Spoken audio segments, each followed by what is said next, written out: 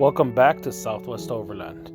This time we hit Springtime Trail followed by Red Canyon and Old Spanish Trail. Join us along for this 2-day trip.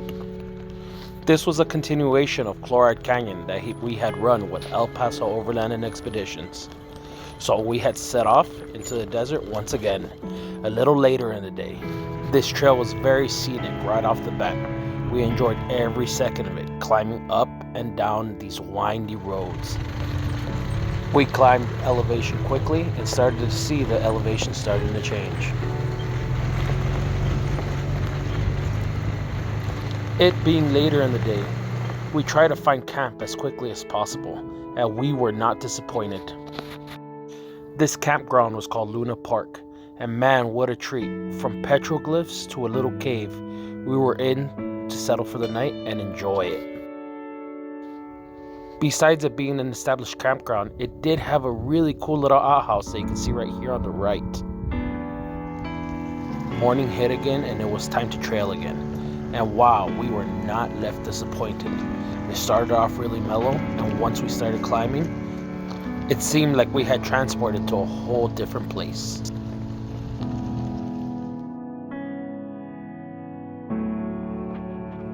Wind had been our enemy on this trip, but it still allowed the views to be seen and enjoyed.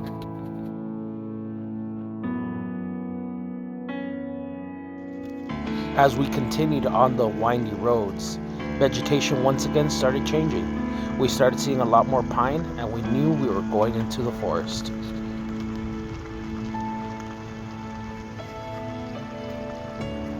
But with wind and forests normally comes down trees, so we were ready for the expected actually. But we found Springtime Campground, which was an awesome little place to be able to stay secluded in the forest. But sure enough, the trees had fallen, and we had to do a little recovery just so that we could continue on the trail. As we continued driving through the Cibola National Forest, we started to go down in elevation, and you started seeing a little more of arid environment.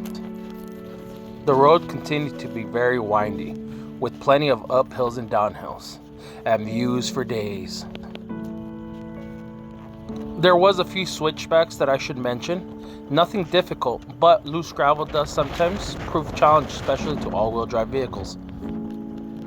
It was at this point that we had moved over from Springtime Trail to Old Spanish Trail.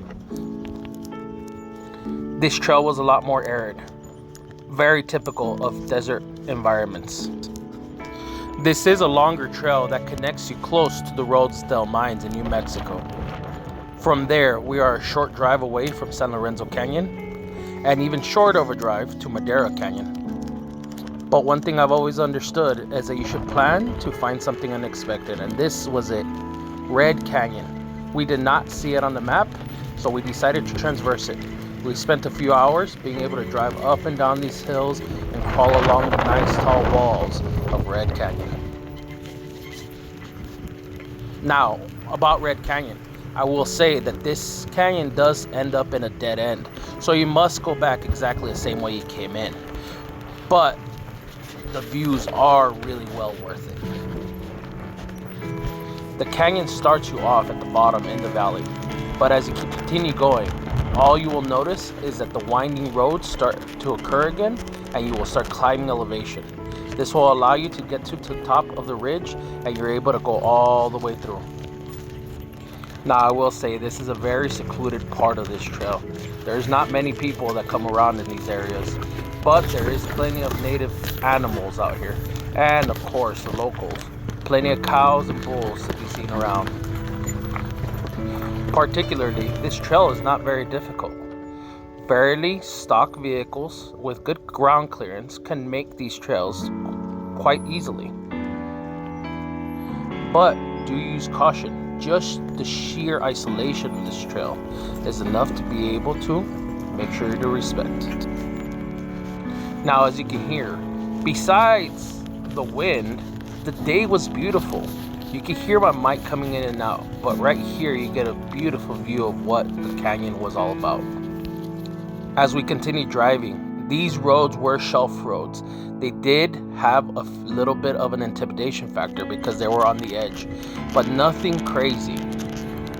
Overall, as we drove, we did realize that there was one steep decline going towards it, and we knew we were gonna have to climb back up. And this right here is that climb. In camera, it doesn't show much, but from the very bottom to the very top, it is a very, very, I could say, hairy climb.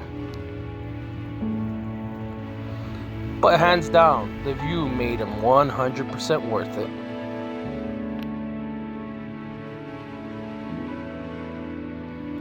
All the dips and valleys that we had to go up and down made this adventure quite memorable.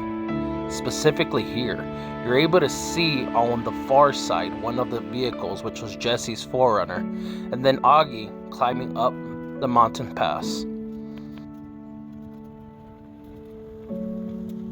As we finished the trail, we got down and spoke about how far we needed to travel so that way we could make it to San Lorenzo Canyon for the night. And once we arrived, it was too late to record. But join us back for part 3 and continue our adventure. Thanks for watching, and if you liked the video, make sure to like and subscribe. Remember, get out there and enjoy life.